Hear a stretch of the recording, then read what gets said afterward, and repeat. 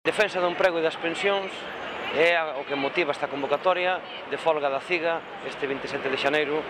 como unha folga necesaria, como a resposta desde o compromiso e a credibilidade da central sindical coas intereses da clase traballadora ante un ataque brutal como representa a reforma das pensións que o goberno pretende nun contexto ademais de profunda crise económica, de destrucción masiva de emprego e de pretender que a crise económica sexamos os traballadores e as traballadoras que paguemos a súa factura con unha reforma das pensións baseada na falsidade sobre a quebra da Seguridade Social que non é certa, que ten superávit, sobre ampliar a idade de xubilación aos 67 anos e o período de cálculo dos 15 actuais a 25 que será demoledor na perda de poder adquisitivo das pensións, sobre todo no caso galego, que xa estamos 150 euros por baixo da media do Estado e que con esta reforma, se fora adiante, estaríamos falando dunha media de 511 euros aproximadamente de perda e, por lo tanto, estes son os motivos, lóxicamente, de esta convocatoria de folga.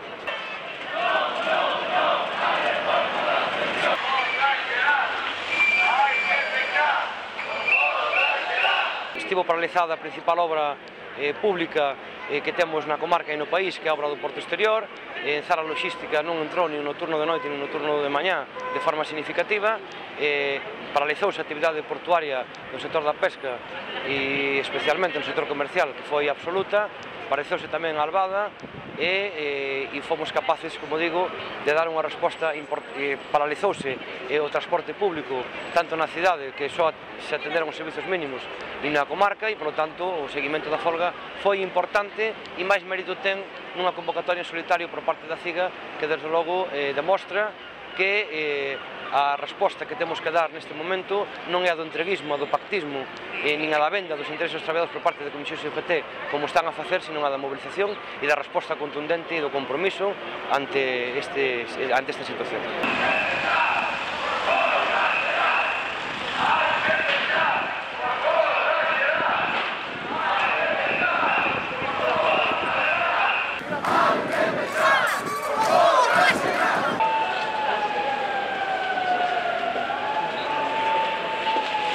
Está sacando las pensiones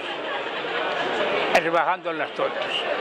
Eso no hay derecho. Estaría ir hasta los 80 años al retiro, pero primero que empiecen por cortar lo que gasta el rey.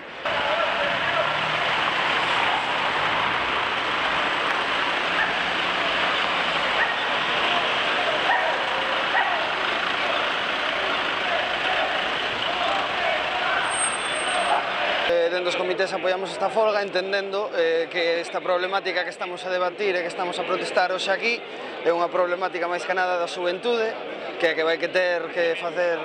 que xubilarse a esas idades que se están plantexando dentro do goberno central e os sindicatos maioritarios a nivel do Estado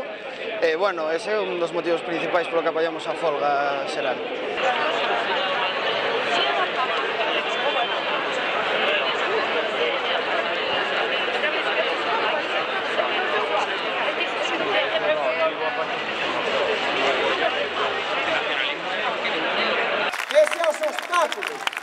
Pese ás adversidades, pese a unha presencia policial que nos digna aquí tamén hoxe neste acto final da manifestación, non sabemos se para protexer aos gobernantes do Partido Socialista que nos están a roubar ou se que efectivamente tamén se convencen que hai que darlles caña e non os obreiros como hoxe estiveron nos piquetes evitando que a folga tivera o desenrolo normal que tivo e que esta manifestación demostra. Pese aos servicios mínimos abusivos, pese ao lamentável papel de UGT de comisións polas empresas chamando a desmovilización e pese á manipulación de algúns medios de comunicación, salvo honrosas excepcións, que anularon a existencia desta convocatoria de folga e que desde logo hoxe teñen aquí a demostración clara de que había convocado unha folga xeral e que foi secundada de forma masiva, unha vez máis, a convocatoria da CIGA. Estamos orgullosos e satisfeitos da capacidade de resposta que hai nesta folga xeral e nesta manifestación. E asistimos a unha folga xeral que non existindo nos medios, como dicía, salvo excepcións, facíase nun claro intento de mallar máis en nós na incapacidade dos traballadores e das traballadoras galegos de sermos capaces de dar resposta por nos mesmos ante a grave situación económica e ante a brutal reforma das pensións e da defensa do emprego que hoxe nos leva a esta folga xeral. Estamos en folga porque é a resposta necesaria frente a esas negociacións vergonzosas, frente ao entreguismo sindical de comisións e do UGT, en nome de quen falan, a quen representan, para vender ao conxunto da clase traballadora, pero ao conxunto da sociedade que vive o sistema público de pensión. E eles, comisións e UGT,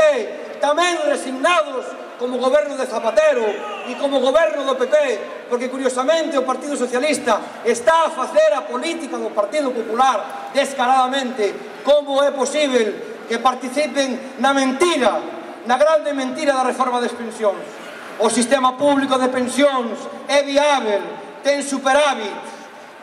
como demostran os datos do terceiro trimestre do ano 2010, cun 20% de desemprego, houve un superávit de 11.000 millóns de euros.